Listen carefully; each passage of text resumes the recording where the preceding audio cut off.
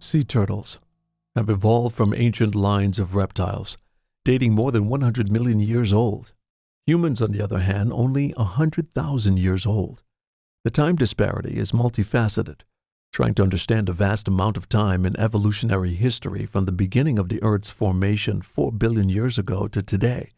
Grasping the practical timeline is unimaginable. However, what is imaginable is the elegance and immense beauty of a sea turtle gliding through pristine waters. Turtles are an animal that you can see just offshore in the sandy beaches or coastal waters surrounding St. Martin. For us to enjoy these creatures that existed while there were dinosaurs roaming the earth, we have to take note of and embrace what it takes for these animals to continue to grace our imaginations, both real and imagined. The Department of Communications spoke to Leslie Hickerson, Education Outreach Officer at Nature Foundation St. Martin. Hickerson spoke about the turtles that can be found around St. Martin's waters. In St. Martin, we have 4 species that can be found foraging in the waters surrounding our island. Those include the green sea turtle, hawksbill, the loggerhead, and the leatherback sea turtle. Only 3 species come ashore to actually nest, however, and those species are the green sea turtle, the hawksbill sea turtle, and the leatherback. Why sea turtles are a vital part of the marine ecosystem, Hickerson explains further. So sea turtles are very important to the marine ecosystem. They provide a lot of benefits to the underwater marine life. One of the most important benefits that they provide is keeping the seagrass beds around our island healthy. Seagrass beds are really essential to have healthy areas in our island because they provide areas for marine life to live. They also are very good at absorbing carbon. And that is an essential thing for the fight against climate change because seagrasses can absorb up to 2 times the amount of carbon as a normal terrestrial forest. Sea turtles are wonderful to see, not only because they are unique, but also because the majesty of the underwater experience is transcendental. Link that idea to the statistic of only 1% of hatchlings surviving until adulthood. Man-made and natural effects and dangers persist. One can see the susceptibility of these sea creatures and the need and importance to protect them by maintaining a balanced, sustainable, and protected ecosystem. So not only do the sea turtles have to deal with natural predators like crabs, fish, seabirds, dogs, but also man-made.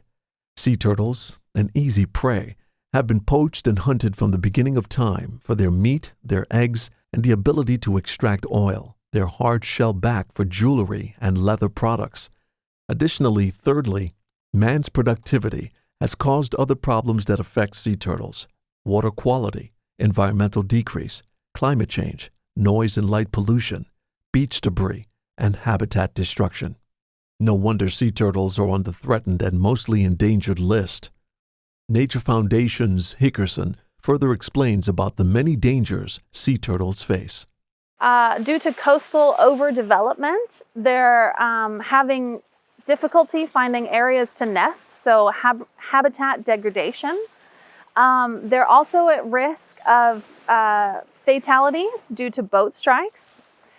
Anytime there's pollution in the water, like plastic pollution or old fishing nets, things like that, they're at risk of entanglement or of eating the wrong thing.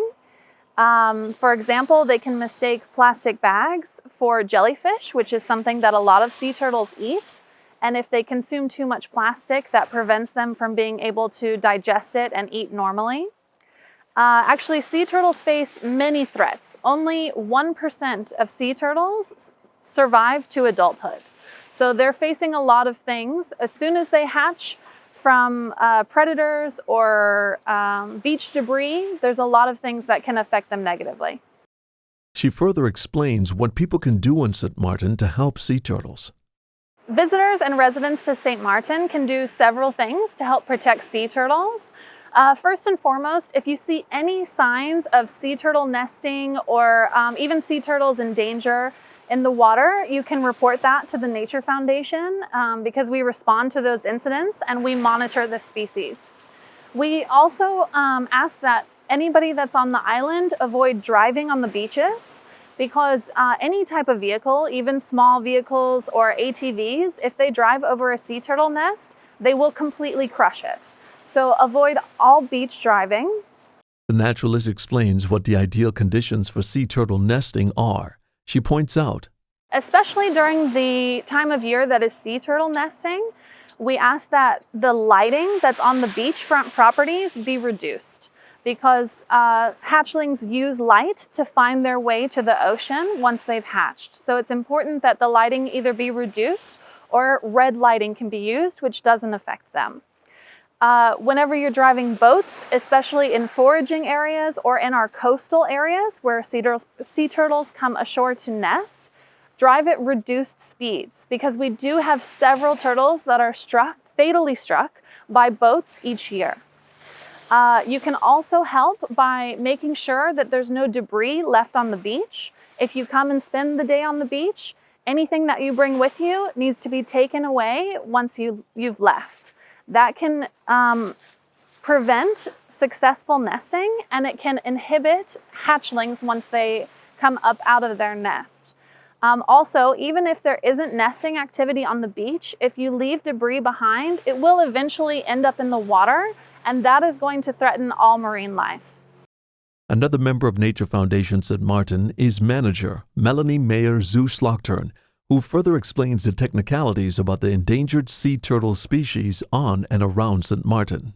All sea turtles are actually a protected species on St. Martin, and they are listed in various international protocols and conventions because of their risk of becoming endangered and extinct.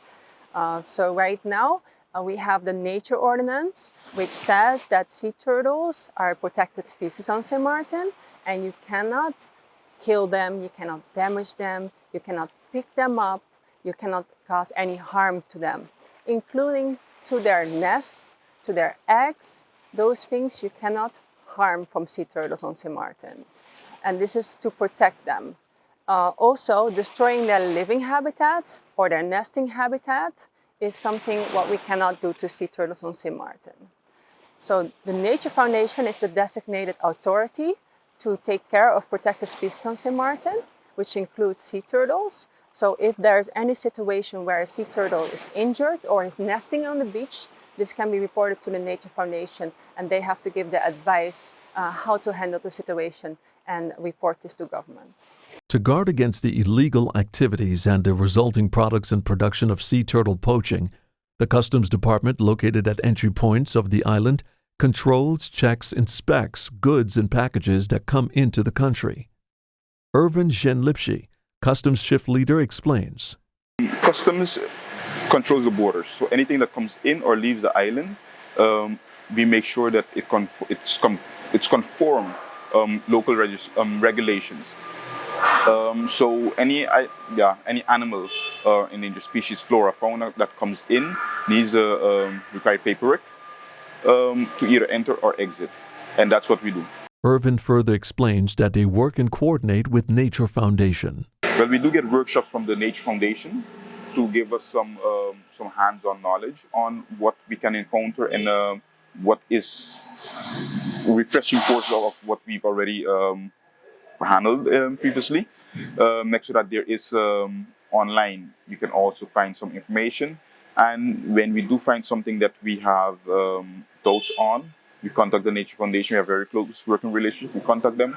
And if anything, they would pass and we'll send them a picture, either through your phone or they'll pass to verify.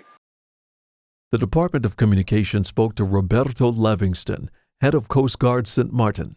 Livingston spoke about the role and function of the Coast Guard and how they assist other organizations in protecting marine life, such as the sea turtles. Our role is enforcement. We enforce the regulations that are geared towards the protection of the endangered species and actually the outright marine environment. We also enforce by assisting persons and agencies that have been designated by the minister to also enforce these regulations. Livingston also discusses the regulations that ban fishing and hunting certain species. The ordinance, the regulations rather, on the management of nature and the protection of animal and plant life in our marine environment also includes the protection of our sea turtles. And that is protected through the ratification of the CITES Treaty, and clearly indicates what type of animals are not allowed to be removed from the ocean. And of course, last, the fisheries ordinance that protects based on how we fish them, and also how they are, the size of fish that we take out of the ocean. Sea turtles, irrespective of their aesthetic beauty, are to be protected, not only for prosperity but also to perpetually have the purpose for a balanced ecosystem. What if every so often a species disappears? Where would we be, and what would become of us? Would this be a big deal? Given our relatively short history on this planet, the mark we leave on this earth will determine how long we have left on this very earth. We live in a world of exponential growth of 8 billion people. The intense and incredible strain on earth, ocean, and forest resources in order to provide for an ever-growing population, coupled with a market system that is insatiable. These ironies and contradictions are all part of our human existence. Where will we be in the near future? These types of existential questions must be asked, if only to reflect on the significance of what we are and what we want to be in relation to existing with other animal species.